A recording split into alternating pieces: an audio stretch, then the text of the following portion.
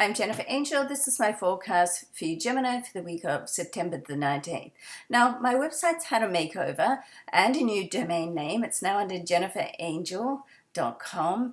And if you're reading me or following me on other sites, I'd like to sort of ask you if you would mind coming back to my main site now, seeing I've had like a makeover on there, a cosmetic makeover, and also content.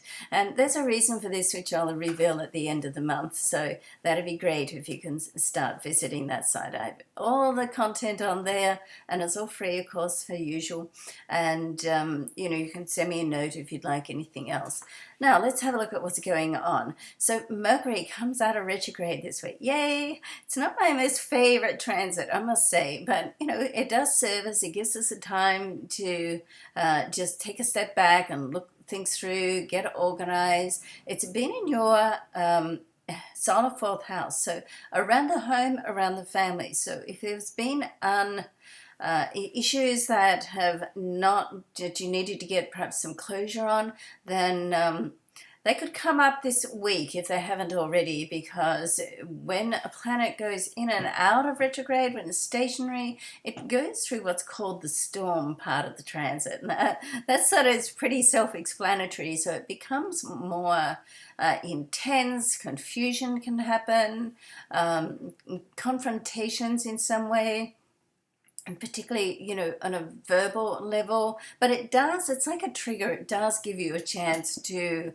really deal with any sort of issues, past issues that are there, and bring them up, look at them, clear them, and so then you can really put them behind you. Because, if you just get to a point where you think, well, it doesn't really bother me anymore, it's really a point of indifference. And next time there's a trigger that brings that situation up, it flares up again. So, when we get these little intense times, and right now, today, when I'm doing this video, we're right on the lunar eclipse. So this is a pretty intense month.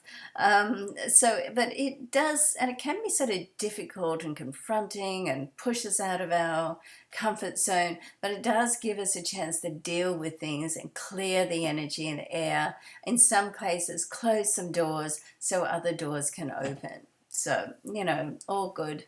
Now, the Sun will make a move this week as well, and Venus too. So Venus is going to move right at the end of the week into your area of productivity.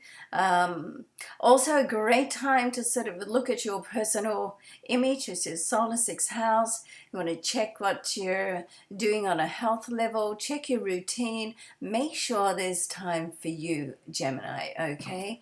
And when you look after yourself, then sometimes that's half the battle, because if you don't look after yourself, then you don't have the energy to do everything else, and there's always a lot of everything else in a Gemini's life.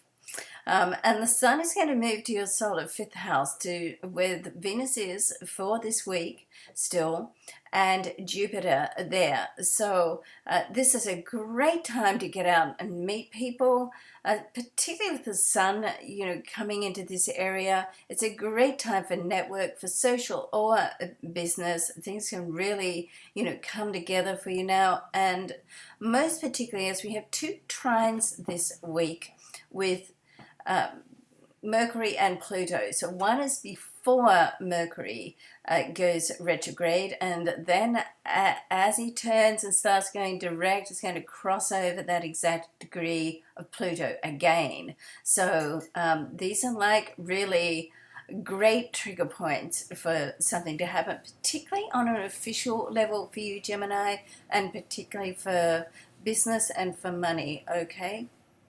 And working with people that are close, either possibly even family members or people that are close enough to call family members. It's very important right now that you work with the people that you know, trust, respect, and are loyal to you. So, and certainly with the Sun moving into this area, makes that very, very possible and puts a higher level of importance. And let's face it, we all like to work with people that that we know and respect. We like to work with friends. In Australia we call it jobs for the mates, jobs for the boys. I'm sure that's an American term as well. And why not? Because that's what makes, we spend a lot of time doing our work, and we want to make it as enjoyable as we possibly can.